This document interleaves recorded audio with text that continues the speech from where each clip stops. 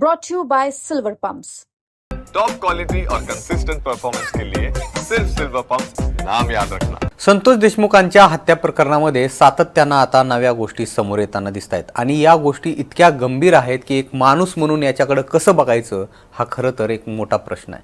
संतोष देशमुखांच्या हत्येचा तपास करताना CIDच्या हाती अनेक पुरावे लागले आणि ह्या पुराव्यांचा जो उल्लेख आहे तो चार्जशीटमध्ये करण्यात आलाय आणि याच्यामध्ये सगळ्यात मोठा डिजिटल पुरावा ज्याला मानलं जातंय तो म्हणजे संतोष देशमुखांची हत्या होण्याआधी त्या आरोपींनी केलेला व्हिडिओ कॉल आणि या व्हिडिओमधले जे ग्रॅब्स आहेत ते समोर आलेले आहेत आणि याच्यामध्ये हे जे आरोपी आहेत ते संतोष देशमुखांना अत्यंत क्रूरपणे मारताना दिसून येत आहेत आणि यामध्ये आपल्याला माहितीच आहे की संतोष देशमुखांची अगदी कपडे काढून त्यांना अमानुष पद्धतीने मारहाण केलेली आहे। सगळ्यात मोठी विकृती म्हणजे ही मारहाण सुरू असताना यातले जे आरोपी आहेत ते हसताना सुद्धा यामध्ये दिसून येत आहेत, आनंद व्यक्त करताना दिसून येत आहेत। हे इतकं क्रूर आहे की कुठल्याही माणसाच्या अंगावरती काठा उभारल्याशिवाय राहणार नाही।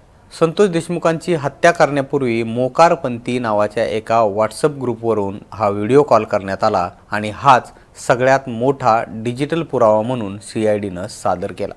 संतोष देशमुखांचं अपहरण केल्यानंतर कृष्णा आंधळे जो आरोपी अजूनही फरार आहे या आरोपीनं या व्हॉट्सअप ग्रुपवरती एक व्हिडिओ कॉल केला।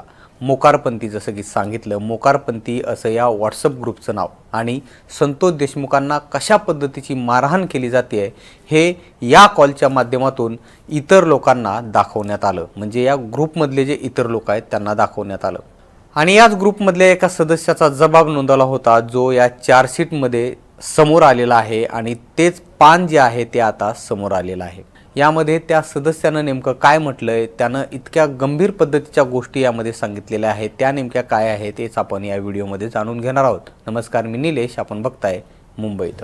आता आपल्याला यातल्या बऱ्याच गोष्टी माहिती झालेल्या आहेत कारण चार्जशीटमधल्या ज्या धक्कादायक गोष्टी आहेत त्या माध्यमांमध्ये समोर आलेल्या आहेत। यामध्ये सुदर्शन घुले हा कशा पद्धतीनं संतोष देशमुखांना मारहाण करतोय ते आपण बघितलंय किंवा यामधला एक आरोपी जो आहे तो संतोष देशमुखांच्या तोंडावरती लघवी करताना सुद्धा दिसून आलेला आहे। हे इतक्या वाईट पद्धतीचे चित्र समोर आलेलं आहे की यामुळं संतापाची लाट उसळलेली आहे आणि मराठवाड्यातली काही शहरं यानंतर बंद करण्यात आली।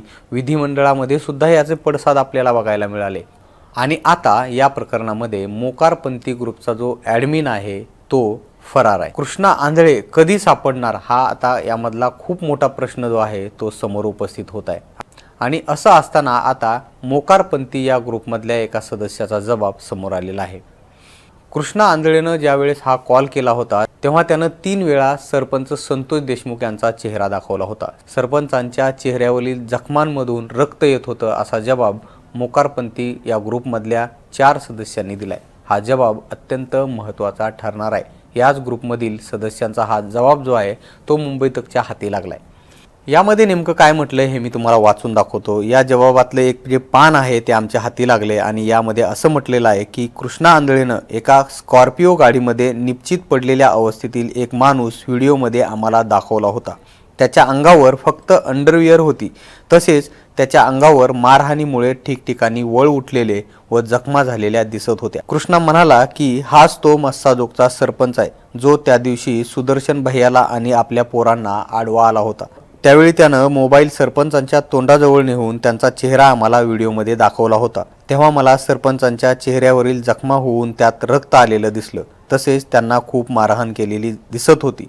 मला ते बघून खूप भीती वाटली, त्यामुळं मी व्हिडिओ कॉलवरच कृष्णा आंधळे कंसात वाघ्या याला म्हटलं की तुम्ही सरपंचांना लय मारलंय, बास करा, एवढं मारू नका असं मी म्हणालो होतो। ज्यावेळी कृष्णा आंधळेनं आमच्या व्हॉट्सअप ग्रुपवर व्हिडिओ कॉल केला होता त्यावेळी तिथं त्याच्यासोबत महेश केदार, जयराम चाटे, सुदर्शन घुले, सुधीर सांगळे व प्रतीक घुले हे सुद्धा असल्याचं व्हिडिओ कॉलमध्ये मला दिसलं होतं असं या मोकारपंथी नावाच्या ग्रुपमधल्या एका सदस्यानं आपल्या जबाबामध्ये म्हटलंय। आता संतोष देशमुख हत्या प्रकरणामध्ये सातत्यानं वेगवेगळी अपडेट्स समोर येत असताना हा जो जबाब आहे हा खूप महत्त्वाचा ठरणार आहे। तसंच चार्जशीटमधली एक एक पानं जी आहेत ती सातत्यानं आता समोर येताना सुद्धा दिसून येत आहेत. यामुळं आणखी काय काय गंभीर प्रकरणं यामधली समोर येत आहेत हे पाहणं महत्त्वाचं असणार आहे. आपल्याला या संदर्भात काय वाटतं हे आम्हाला तुम्ही मुंबई तकच्या कमेंट बॉक्समध्ये नक्की सांगा. आणि तुम्ही जर मुंबई तकला सबस्क्राईब केलं नसेल तर लगेच सबस्क्राईब करून घ्या. हा व्हिडिओ पाहिल्याबद्दल धन्यवाद.